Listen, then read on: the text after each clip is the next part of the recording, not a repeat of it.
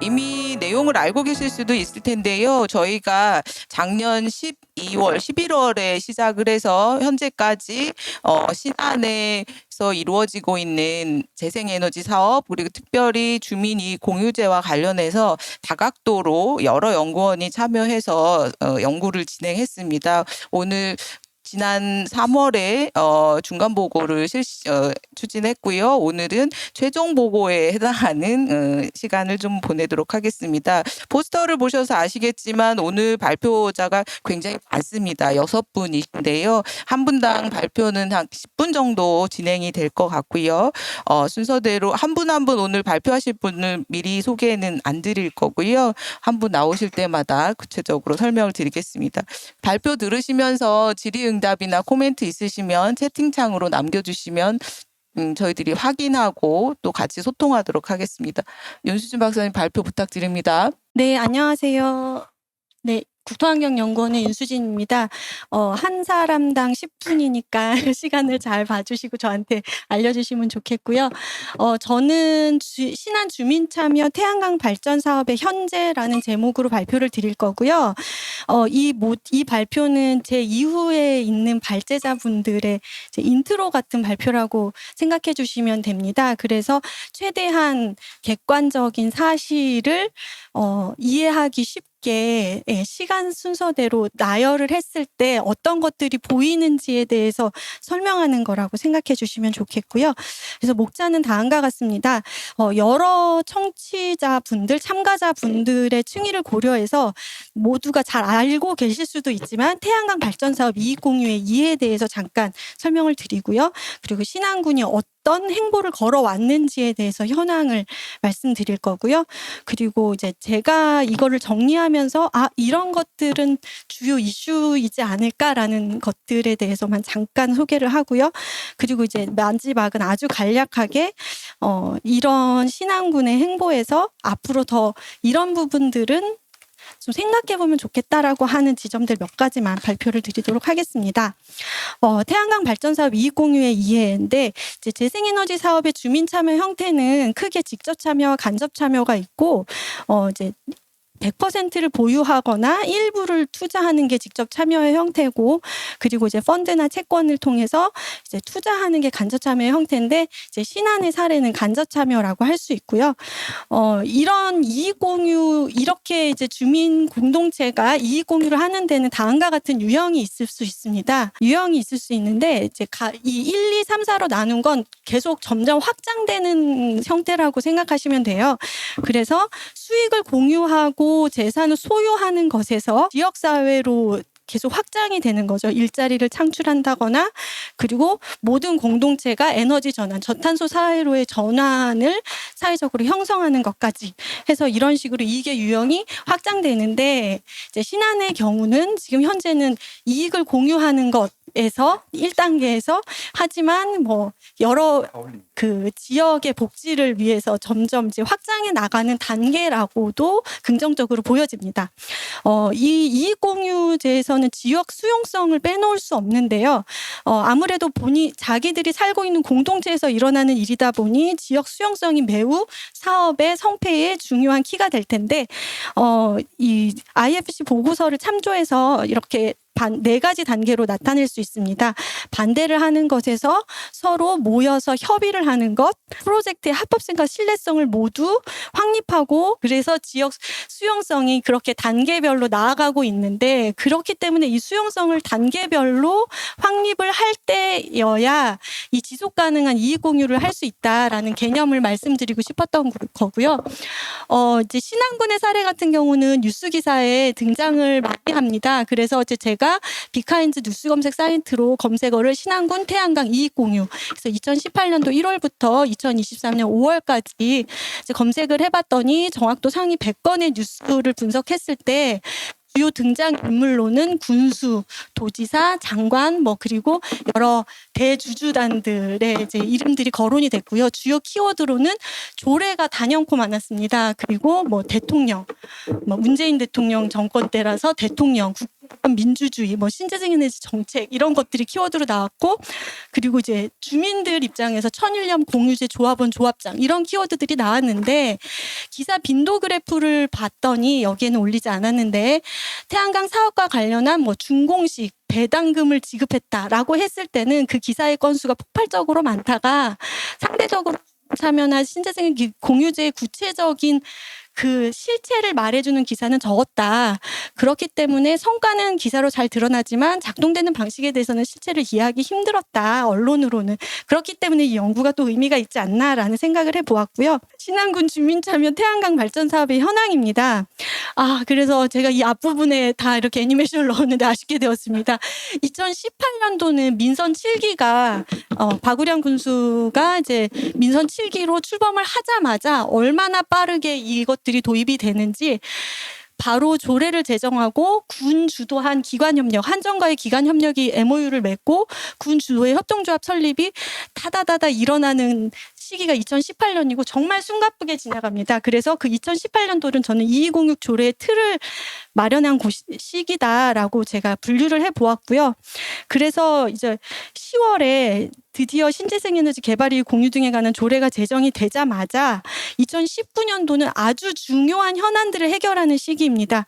그런데 이거는 대규모 태양광 사업이 신안에서 실질적으로 일어나기 위한 현실적인 장애물들을 다 제거하는 시기였습니다. 2019년도는. 그래서 농지법을 이제 국회에 건의하고 개정을 건의하고 통과시키고 하는 일들을 2019년 상반기에 다 해결하고요.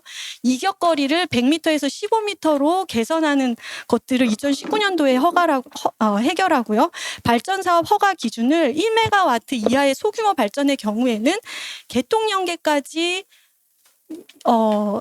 해결하지 않으면 아예 개발행위 허가 자체가 나아지지 않는 그런 기준을 마련하고요. 그리고 그 이익공유의 수단으로 지역상품권을 발행하는 것까지 해서 2019년도는 현금 지급이 안 되거든요. 이 모든 현안들을 진짜 숨가쁘게 해결하는 해가 2019년도가 되고요. 이제 2020년도는 본격적으로 아직까지 자라도가 맨 첫 번째 시범 지역인 곳인데 아직까지 한 번도 이게 이제 장애물을 치우는 과정이었지 운영이 되고 있지는 않았잖아요. 이제 그러려면 이제 개통 연계를 시작하게 되는 게 2020년도예요. 이제 그러다 보니 송변전 설비 변전소 인근의 주민에 대해서 보상을 해야 되는 또 문제가 일어나고 또 송전선로가 깔리다 보니 전자파에 대한 민원들이 우후죽순으로 계속 일어나기 시작합니다. 특히 안좌를 중심으로. 그래서 그런 것들을 민원을 해결하고 그리고 조례를 제정해서 주민 피해 보상을 하는 조례를 제정하고 그리고 이제 그러한 회계 운영들을 신안군의 재량으로 할 수 있는 그런 회계 운영을 준비하는 조례 준비하는 해가 2020년이 되고요. 이제 2021년은 그 조례를 아주 구체적으로 세밀하게 개정하는 해가 2021년이 되겠습니다. 네, 이거는 이제 신안군의 전체 지도고요.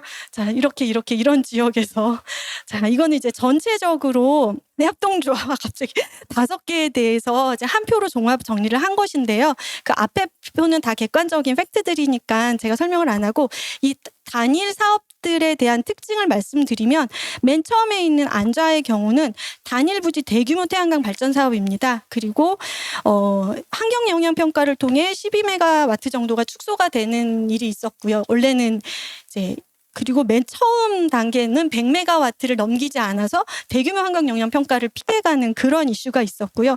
그리고 인접한 발전 사업지도 환경 영향 평가에서 불허가 됐는데 그거는 왜 그런지는 이유를 알 수가 없고요. 그리고 현재 이 대표 사업자가 안좌에 40만 평의 땅을 더 보유하고 있기 때문에 앞으로 이 안좌의 대규모 태양광 발전 사업은 어떻게 더 현재 진행형이다. 그래서 제가 현재라고 사업을 한 것도 있어요. 네, 그런 특징을 갖고 있고요. 이제 자라의 경우는 가장 먼저 시범 사업이 일어난 곳이기 때문에 모든 것의 시작이 시범이에요. 자라가. 그렇기 때문에 주민 반대의 시작도 자라도에서 제일 먼저 나왔고 비교적 작은 섬이기 때문에 섬유 면적 대비 태양광 부지의 비율이 굉장히 높습니다. 그래서 이런 부분은 작은 섬의 경우 무엇을 고려해서 대규모 태양광 사업을 해야 하는지에 대한 어떤 교훈 같은 걸 주는 사례라고 할 수 있고요. 그리고 지도와 사업도와 같은 경우는 발전 사업 허가를 획득하였으나 개통 용역이 부족하여 사업 추진을 할 수 없었던 36개의 작은 소규모 발전 사업들을 통합해서 개통 문제를 해결하고 통합 개발하고 대출도 통합으로 하는 그런 방식으로 개발이 되었습니다. 그렇지만 재미있는 사실은 환경영향 평가는 누적적으로 통합되지 않았다라는 어떤 특징들을 볼 수 있고요. 그리고 이제 비금 같은 경우는 문화재로 등록된 대동염전이 위치하고 있다라는 것, 그리고 염전 주주단들이 있어서 자기 실제로 지분을 가지고 있는 방식으로 개발되었다는 것, 이제 이런 특징을 가지고 있고요.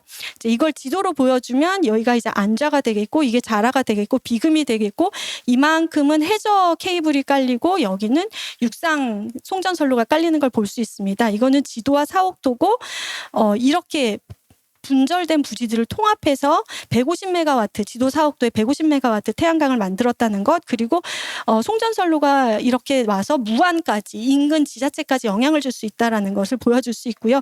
이거는 진짜 개통 연계를 위한 노력들이 너무나 많아서 제가 이거는 따로 한번 정리를 해보고 싶어서 했는데 이것도 조금 줄인 거예요. 공통되는 거.